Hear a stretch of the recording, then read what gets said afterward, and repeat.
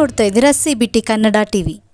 ಕೆಆರ್ಪೇಟೆ ಪಟ್ಟಣದ ಹೊರ ವಲಯದಲ್ಲಿರುವ ಮೈಸೂರು ಮುಖ್ಯ ರಸ್ತೆಯಲ್ಲಿರುವ ಹಾಲಿನ ಶಿಥಿಲೀಕರಣ ಘಟಕದ ಪಕ್ಕದಲ್ಲಿ ಸಾಗರ್ ಮಾಲೀಕತ್ವದ ನೂತನವಾಗಿ ಆರಂಭಿಸಲಾಗುವ ಸಾಗರ್ಸ್ ಕೆಫೆ 1997 ಹಾಗೂ kitchen veg and non veg family restaurant 1/9/2024 ಭಾನುವಾರ ಉದ್ಘಾಟನೆಗೆ ಮಧುವಣ ಗೀತೆಯಂತೆ ಅಲಂಕಾರಗೊಂಡು ಸಿದ್ಧವಾಗಿರುವುದು.